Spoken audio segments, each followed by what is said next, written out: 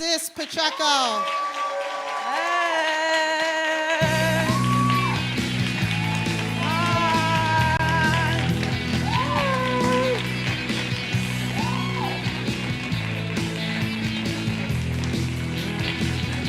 Hey, welcome to episode 3 of Keep It Real. I'm your host, Alexis Pacheco, and with us tonight we have a new guest as well as a beautiful new in-studio live audience. You guys look great. As with every episode, our goal is to learn, share, encourage, and bless all of our listeners to come. So let's take a moment to welcome everybody here, filming in Hudson Church in Guttenberg, New Jersey.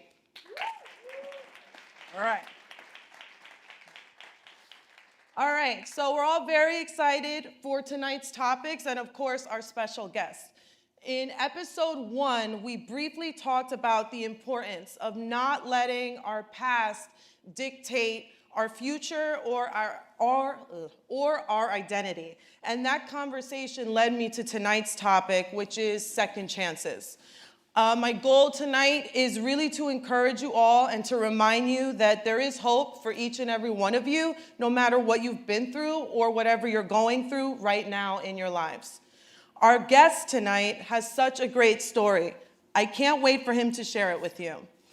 Aside from his story, he personally holds a special place with my family.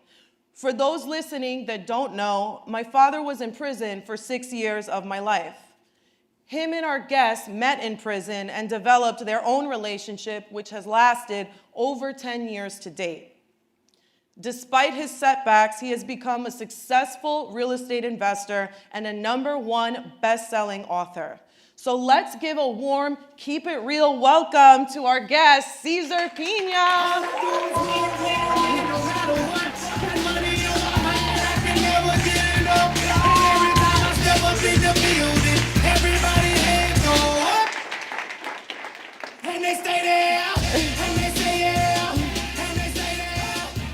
Welcome, Cesar. We're so happy to have you here with us tonight.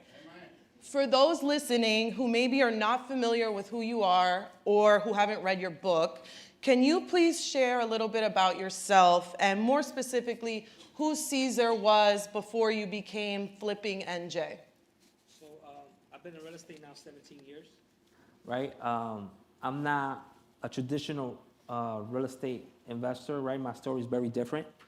I actually learned about real estate in prison, right? So most people kind of don't get that part of it when I tell my story. They're like, really? I'm like, yeah, that's how I learned about real estate. And but pretty much, I've been in real estate for 17 years. 4 years ago, I started doing real estate seminars with DJ Envy from Power 105, The Breakfast Club. And that's when my whole persona of Flippin' NJ started, right? Mm-hmm. But I was in real estate, years before that. Most people don't know that. They think, oh my God, this guy popped up on Instagram. He's an overnight success. But I was already in the business for a long time. And before, can you just share with the audience a little bit like how you came up? Like from, I know in your book you talk about when you were before prison, like a little bit of who Cesar was as a kid and how you got to where you are now. So pretty much, I'm first generation, right? My parents are both from Dominican Republic. It was just me and my brother. So we grew up, I want to say, not poor, right? But my dad made sure that we had everything we needed. And but again, me and my brother were both kind of hard-headed, right? We wanted to find our own way. And pretty much since like the age of 13, I was always hustling, figure out a way of making more money. I used to sell fake polo shirts and sweatshirts that I used to get from the Meadowlands flea market on the weekends, right? Trying to make it. I sold fake mixtapes and tapes back then, bootlegs, whatever it was to try to make money. So once I graduated high school, everybody, all of my friends, they chose the right path, right? The right thing to do. I chose the streets, right? So again, I'm young. Everybody's telling me you need to change your life. If you don't change your life, you're gonna end up in prison, right? And at that point, I'm young, right? I think I know everything, right? I don't really care. I'm like, yeah, whatever. And I ended up in prison, right? So that's when my life kind of changed.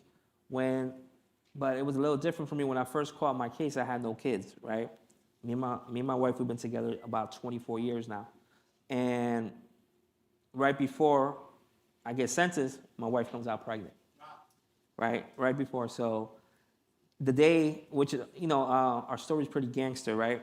The day we get married in the morning in Passaic, New Jersey, by the great Sammy Rivera, right? Which is funny because I ended up seeing him in prison in the halfway house after that, right? Which is pretty hilarious. So we get married that day in the morning, and that afternoon I had turned myself in to the marshals in Newark. Yeah. So that was my honeymoon. Yeah.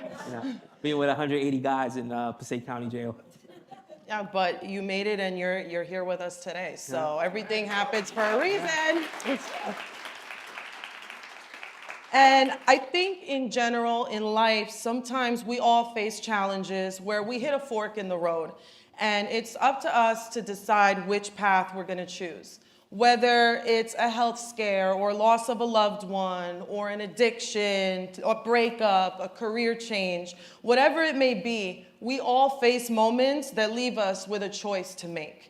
And I remember in one of the clips that I saw of you, Caesar, you said something like, you're going to leave prison and you're either going to change your life or you're going to become a better criminal. And really, we have the power to determine which way it's going to go.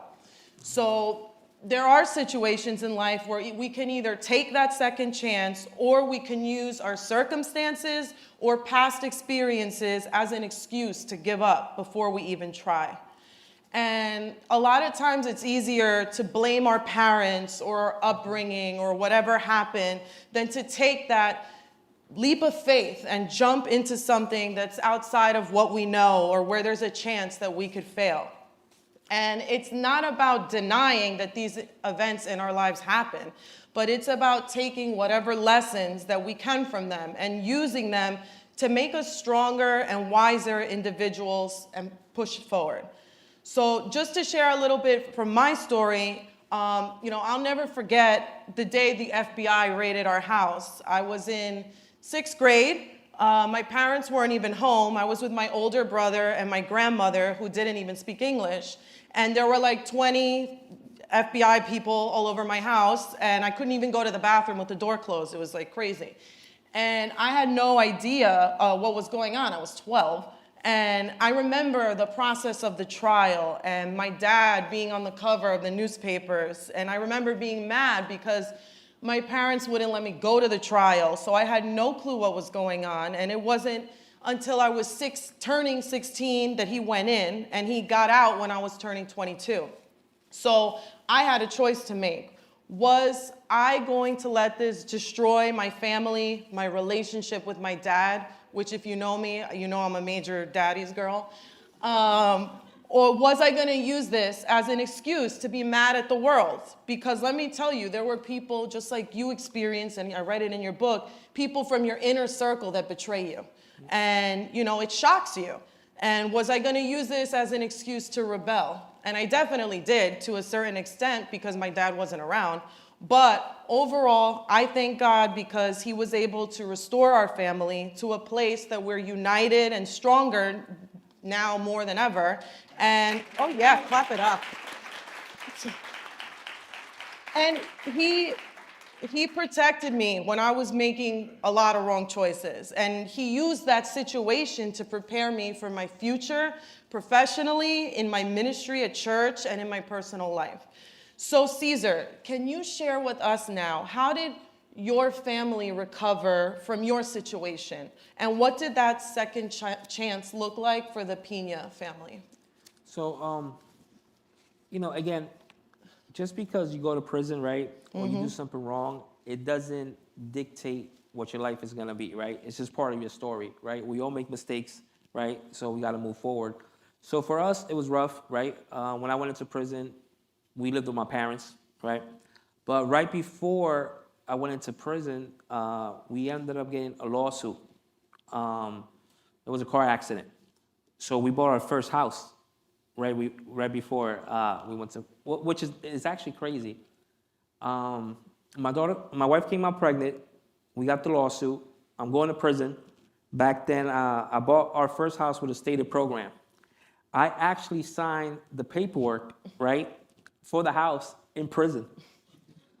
So I was in there, and the counselor, Lawler, your dad probably remembers him, and he didn't even care. He's like, "What? Sign whatever you want. Go ahead, go ahead." And I actually bought my first house in prison from that lawsuit.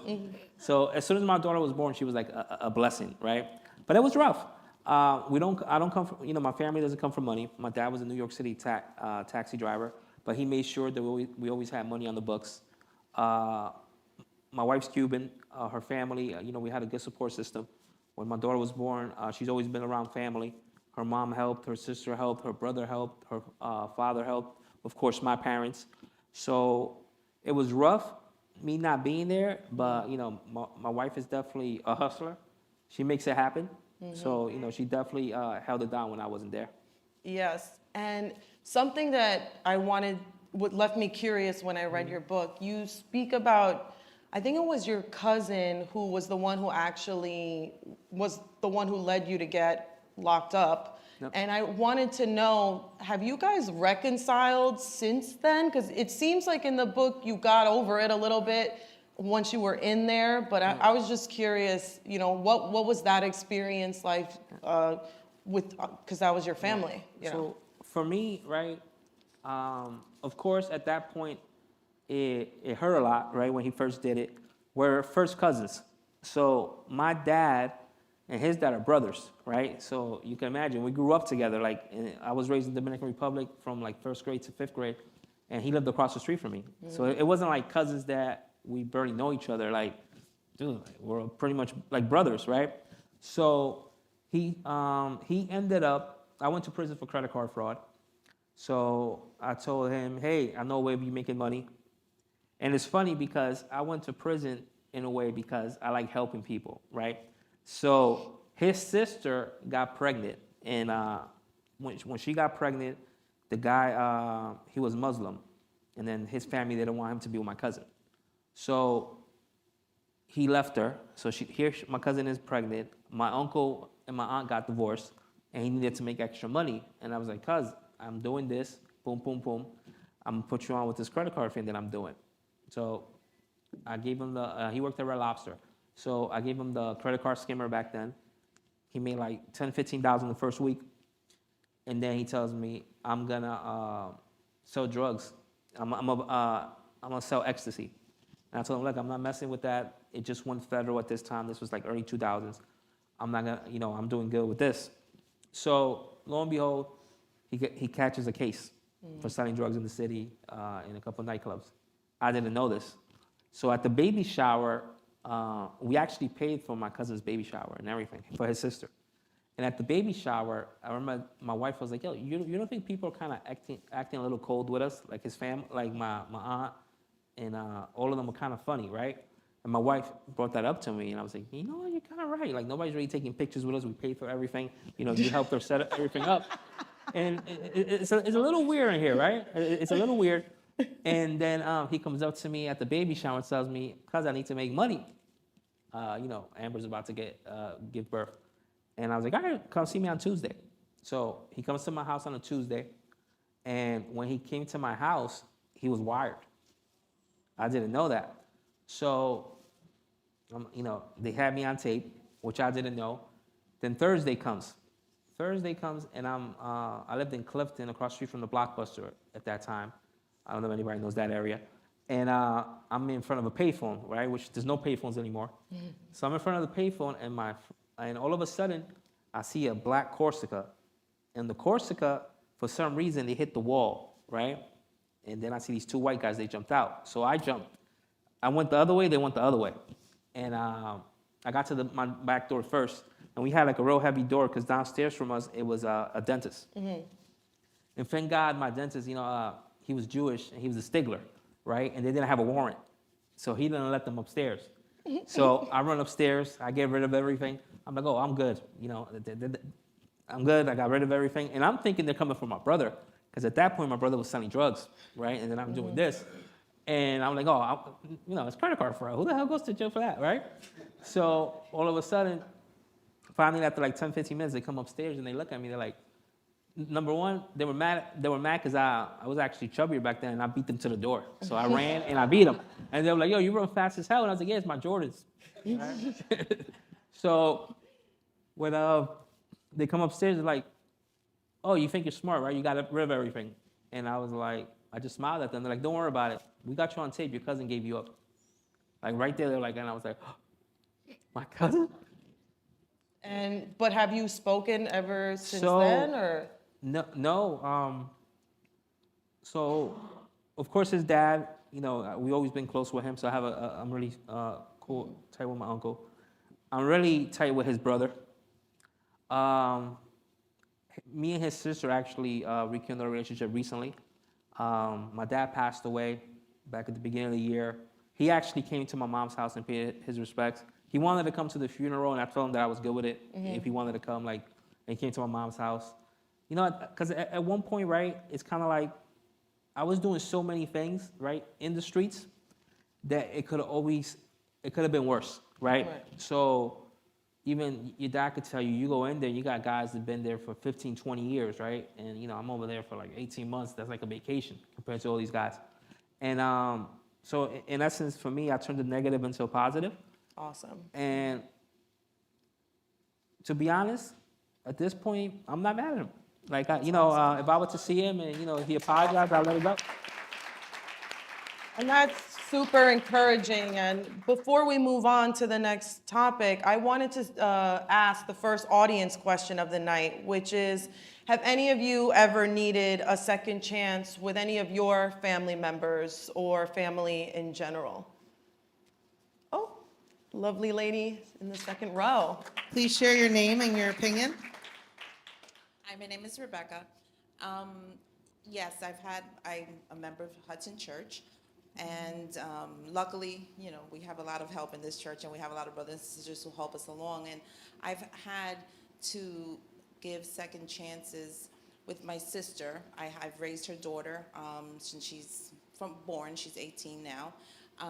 And sometimes we think that the second chance is always for the other person, but sometimes we also learn from them. And it's a blessing towards us because you can't, you walk around angry all the time or holding this resentment, and it holds you back. And sometimes their mistake and you giving them that second chance maybe opens your eyes to something else. And God is always so merciful. We have unmerited favor constantly. How many times have we messed up and or a coworker says, oh my gosh, you're so lucky that you got over, and you're like, yeah, that wasn't me, that was all God. So we think that second chances don't work. They do. And sometimes also you give a second chance, but it doesn't mean you have to be in that circle with that person also.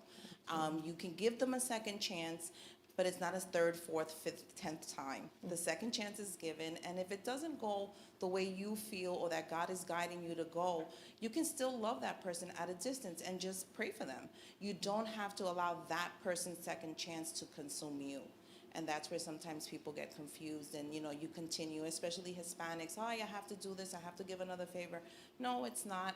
God continuously forgives us. We don't constantly have to jump into the same ring when somebody's continuously hitting the same mountain. So we have to have discernment in our second chances, whether they're for us or for the other person. Thank you. Thank you for sharing. Okay. So Cesar, now that you shared more on a personal note, I just wanted if you could share with the audience, was there or when was the pivotal moment in your life where you knew real estate was the answer to your next chapter? The first time that I knew real estate was the answer, right, was we lived in a 2-family house in Clifton, and the owner sold the house, right? And we were there for like 10 years. And when the owner sold the house, he showed us that, back then, of course, it's not this market, but it was 140,000. He sold a 2-family in Clifton, right? Which is amazing when you think about those numbers. And he showed us how much we paid for rent every month and every year for 10 years. And it actually paid off his house, right? So here we are, we paid his house off, and now he sold it and double, tripled his money. And that was the first time that I was like, you know what? Real estate is the way. And at that moment, I knew it was, but I still didn't pull the trigger, right? I still kept on doing what I was doing. But that's when I knew that real estate eventually will be in my future. And I think that it's a huge blessing that you're able to pinpoint and remember and share that moment in your life when you realized real estate was going to be it for you. Because I think that a lot of people sometimes get stuck because maybe they haven't experienced that second chance moment yet. So they're kind of like living in limbo. Or sometimes maybe they have a glimpse of what they think their calling is, but they're hesitant or they're scared because it's outside of what they know, or it's something that requires a lot of effort and hard work. And if we're being honest, if we're keeping it real, when we look at someone else's journey after the fact, post-success, it can be intimidating or even discouraging for someone who hasn't figured it out yet, because we're seeing them now on top of the world, but we weren't actually there for their beginning and the obstacles and the birthing process of that person's success. And that's why it's so important that when we look at other people, mentors, role models, whoever, that we're making sure we're looking at the full picture, the whole process. Ask them questions, look up their bios, go beyond the surface of what you're seeing on social media or in front of you. Just because you're not famous or you don't have a book yet about your life doesn't mean that your success story doesn't have value. We all have a unique story to share, and we can all learn and improve from each other. So since we were all right. I love an organic applause. Yes, thank you. So since we're speaking about obstacles, Cesar, can you share with the audience a little bit of how your criminal background affected your journey when you were starting over after prison? All the time. To this day, it still affects me. I remember one time we were doing a deal. It was a 30-unit building that we were buying in Patterson, and the lender that we were using, right at the closing, right, my daughter's in the room. So I never told my daughter that when she was born, I was in prison. She didn't know that. Actually, DJ Envy was the one who told me that I needed to tell her because it's going to come out if we start doing what we were doing. So at that point, the lender looks at me and says, "Oh, so you went to prison?" And I was like, "Yeah." And he's like, "Are you still doing what you used to do?" And I was like, "Bro, that was like 10 years ago, right?" But the funny thing is that loan was under my wife's name, right? So she had a commitment already, which thank God. And the guy bring that up. So he's redlining me, and I'm like, "Bro, but that was over 10 years ago, and I'm not even on the loan. Like, are you really serious?" And then a couple times when me and Envy started our relationship, and I started going on the Breakfast Club and stuff like that, there would be other people actually in the real estate community, and they would be like, "Hey, do you know that he went to prison? Do you know that he did that?" And he's like, "Yeah, he told me." So once we started doing seminars and everything like that, I just put my story like straight up there. Like, look, I'm successful in real estate, but I still have a federal felony. Like, I am who I am, So that's kind of one of the things that we took a different approach. But to this day, people will still they'll say something negative. Well, you got to bob and weave, right? People always have an opinion, and you just got to be who you are. What was that quote you just said? Bob and weave. Bob and weave? Yep. Hashtag that. Somebody tell me, because I've never heard that. I love that. So anyway, I love your story, Caesar, because obviously I personally can connect with your experience. And I think that a lot of people have this one-sided perspective of life after prison, and where they think that that's it for that person. They made a mistake. They can't come back from this. They lost it all. It's almost like they get written off as someone who can no longer contribute to society, which obviously for people like us who've lived through it, we know that it doesn't have to end that way. And it can definitely be discouraging. I remember when my dad was trying to start up again, you know, people do their time, they finish their sentence, but even after that, it was like a black cloud that tried to haunt us for a long time, especially with our businesses. We work together, working with banks, etc. We were blacklisted from a couple banks, and only by the grace of God that we survived and we got through it. But I think this idea of second chances in a business sense can really be applicable to anyone who has been faced with something that has happened in their life that caused them to switch career paths. So my second question for the audience is, have any of you experienced something that forced you to change your career? And if so, how did you handle it, and what did that process look like? The young man in the front row. Please share your name and your opinion. My name is Tristan Duran. I think this is a good question that resonated with me because some of you might know I used to be a gymnast throughout my whole life, pretty much. That brought me to collegiate gymnastics, which eventually brought me to my first job, which was I was an acrobat in Disney World. So at that time, I'm living the dream. I'm an acrobat. I'm in Disney World, happiest place on earth. And I'm like, this is literally all I've ever wanted. This is great. Meanwhile, my family has a business back home, which is restaurants. This is now 2019. I'm living as an acrobat. It's great. I'm in Florida. And then 2020 happens and COVID comes along. And, Disney decides that they need to close the parks. And so I was kind of left in a place where I didn't know what to do. I was fired, essentially. I was at home. I wasn't making money. I was on unemployment. And I was stuck. And a lot of us were stuck at that time. But for a career, I didn't really know what I wanted to do. Eventually, from Disney, I wanted to go to Cirque du Soleil. I wanted to become something more than, like, following that same career path, essentially. And I wasn't ready to come home and work in the family business yet. I wasn't feeling like it, but at this point I was stuck because I was like, I either continue waiting for something that might not ever get better, or I take the leap of faith and go home. And I remember at one point I had like a come to realization moment where God was like, it's time. Like, you've been waiting for too long. You need to follow your heart. You need to be confident. Like, this is the right decision. Pack up your stuff. The honeymoon's over. Get home. And I'm so happy I did that because it's important to start your professional career at a time in your life where you can still catch up. And if COVID never happened, I might have still been there and enjoying this fake job I had. And so nothing. I trusted God, and I took that leap of faith, and I feel like I was very blessed because of it. And I know it was the right decision. So. Oh, thank you for sharing. So, Caesar, so we've all heard a little bit about your journey now. If you can share with us where you're at now in your career, about the book, and about the seminars that you're doing across the country. So I started doing seminars with DJ Envy about 4 years ago, right?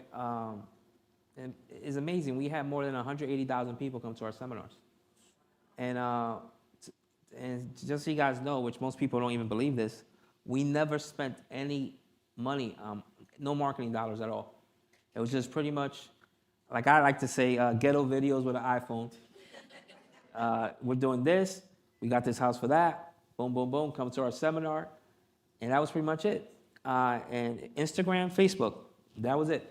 And more than 180,000 people came to our seminar. I think about $150 million worth of wealth were brought into our community. Which, when you do the numbers, yeah, it's a big number, right, of people that actually purchased and pulled the trigger, but it's not really that big. It's probably maybe, I think we're like at a 15, 18% that actually pulled the trigger. And what about the book? So How did you come it's- to this idea and place? So it's pretty funny, right? Because one of my friends tells me, you should write a book. And I was like, really? You think I should write a book? He's like, yeah. So I put this book together. I was sitting on it for a long time. And I actually hired a PR person. So this person was kind of trying to dictate, right, when the release was going to be. You got to do this. You got to do all these different things. And I'm the kind of person that, for me, I just pull the trigger and stuff just happens to me, right? And most people don't understand that. So I hired this girl, then she actually quit on me and told me, and she's big, like she's actually does Maluma, Nicki Jam, Calle Teresa, I think, from like Elon Musk's mom, like she's big, big shot, right? And she actually quit on me, right? So I was like, yo, I'm not even firing you. You're gonna quit on me? Because I didn't want to do it the way that she was talking about, right? She wanted me to build it up. She wanted me to go on tour, promote the book, this, and that. And I was like, yo, I got a pretty core audience. I'm pretty sure that if I put the book out, right, it's gonna do good. And then, you know, like my wife, sometimes she makes fun of me. She's like, bro, you could barely read and write. How the hell do you have a book, right? Most people tell me that, right? Which is it's pretty funny, right? So I put the book out, right? And next thing you know, they made a mistake and they released it early, right, on Amazon. It was supposed to come out like 2 weeks later. And we released it early and everything, and I hit #1 on Amazon, #1 on Barnes & Noble, top USA Today, I was like 150, I was like 75, and I was 2 times #1 Wall Street Journal. And just so you know, like Envy actually released the book not that long ago, right? And he was #1, but he was #1 in like different categories. So this is when I brag a little bit, right? So whenever you look at Barnes & Noble or Amazon, you'll see how many books are available that week, right? So when I came out, there was 10,000 books, right, available. And I was #1 from 10,000. So like, I was #1 across the board. So I was, I was like, yeah. When I see people drive, yeah, you're #1 in that category, this category, but you gotta be #1 across the board. So the only thing that I didn't hit was New York Times. That was the only list that I didn't hit. But besides that, I was 2 times Amazon, 2 times Barnes & Noble, 2 times Wall Street Journal, #1. And which is awesome. Yeah. I have to share a funny story about the book. So I'm not a big reader, but when Caesar agreed to come on the show, I'm like, I'm gonna read the book. And I bought the book, and then for about a month, this face was staring at me on my dining room table, and I hadn't read the book. And then yesterday, I went to lunch with Dad, and we were talking about today, and he said, oh my God, look at me. He said, oh, did you read the book yet?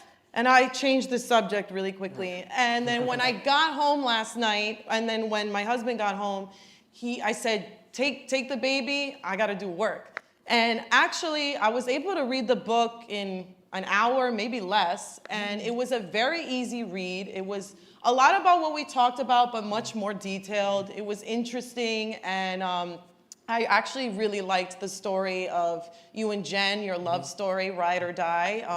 Want to give her a shout out. She's not here with us, but when she watches it, she is really the MVP. And if you read the book, you'll understand why. So great book. Read it. So now that we got through all of that, we're gonna open up to questions. Let's bring out our beautiful in-studio MC, Alexandra. So if you haven't had a chance to turn in your question, now is the time. Maria Elena, you can hand them to her if you have any questions. But we did get some questions from Instagram, at Keep It Real Talk Show, follow us. So the question is from X Lopez Jr., and he wants to know, when is your Spanish book coming out? So it's funny because he's actually my publisher. He's the one that helped me put the book together. So we actually have it in Spanish. I haven't dropped it yet, but I think we're probably gonna release it maybe in May or June. Oh, May or June. Yeah. In Espanol. Yeah. And then Let me put it back up. and then we have a second book, which that's gonna be called Leverage. That's done too. I just haven't. We'll probably release it maybe next year. Oh, sneak peek information. Yeah. Oh my God. Yep. All right. Sneak peek information. Awesome. Thank you for sharing that, Caesar. Another question I have here is how did you and DJ Envy start your partnership? So me and Envy met through a good friend of mine's, Knit the Grit, which Knit the Grit was, he was the one that discovered Fetty Wap, and Fetty Wap was signed to his label.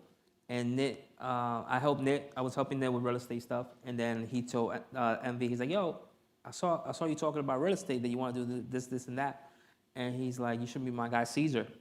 And then we met, and that's how we hooked up. Oh, wow. Great. Yep. All right. Another question from the audience is, do you have any advice for someone who wants to start investing or flip a house? Definitely do your homework, right? It's all about the numbers. We are in a tough market right now, especially in the tri-state area.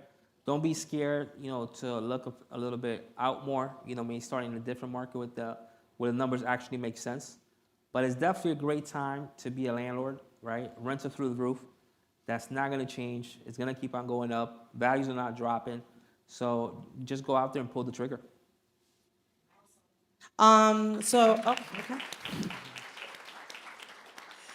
Another question from the audience is, what was, since you do know Alexis's dad, Renee, they want to know what was the best piece of advice that Renee gave you in prison? He gave me a lot of advice, especially in real estate. The thing that I always, and actually, he doesn't know this, but at most of my seminars, I say it, and it's something that he told me was, always partner up, don't partner down. And I always keep on reusing that. He doesn't know, but I always use that. But there's a couple things that he told, that I always keep on, and he also told me, your yeses got to be yeses, your no's. When you say you're gonna close the deal, you got to close that deal. So many things, even to this day, people are like, oh, you're at this high level, and that's not true. There's always somebody that knows more than you and has been more successful than you. And I've been blessed in my life where I have somebody like Renee that I could always ask him, what should I do? And he gives me the best advice. Awesome. Good one. Another one from the audience is they want to know, when just getting out of prison, who would you say was the person who helped you get back on your feet? Definitely, family. Definitely family. Like, to be honest with you, which most people are amazed by this, all of my friends that I had before I went to prison, I'm really not close with any of them, right? All of my close friends now, I met most of them in prison, and I built those relationships. That's awesome. Then the last question was, what was your favorite part of writing your book? Pretty much, it meant going back in time and thinking about, right, just all the things that I've been through and kind of reliving, the moments, especially with Jen, my wife, my brother, which is he's a character, and things like that, right? Because I tell most people, if you want to, everybody has a story, right? No matter what, we all have a story. So it's really not that hard to write a book, because especially when it's your biography and it's your story, because it's stuff that you've been through already, and it's something that could inspire somebody else. Yeah. Awesome, thank you. And yeah. Which is also what we were touching on earlier when I said, we all can, this is the whole point. It's the point of us coming together is to just grow and learn from each other and better each other and just keep bringing each other up along the way. So that was some great feedback. Thank you, everybody. Thank you, our audience questions and our audience. And Caesar, so they can buy the book on Amazon. Amazon, is it? Yep. Right? It's on And Amazon. Barnes and Nobles? Yeah. And It's Barnes on and there, yeah. Nobles. And where can they find you and interact with you on social media? Instagram, Flippin' NJ, Flipping NJ Yeah. for anyone who wants to. Facebook, and everybody that's here, if you want a book, just let Renee know, and I'll get you guys a free copy. Oh, that's all the feels, all the feels. And when is the next local seminar? It's probably going to be towards the end of the year. We're going to be in Houston, Atlanta, and Chicago next. But towards the end of the year, usually in December, is when we do our Jersey or New York seminar. And you can find all that information if they start following you, right? Yep. On Flipping NJ. Yep. Okay, so thank you, Caesar, so much for coming on the show. And yes, I'm gonna stand up for that one. Thank you. Well, thank you again. And make sure to subscribe to our YouTube channel and follow us on Instagram at Keep It Real Talk Show. Our next episode will be in May. Thanks for tuning in, and remember to always keep it real.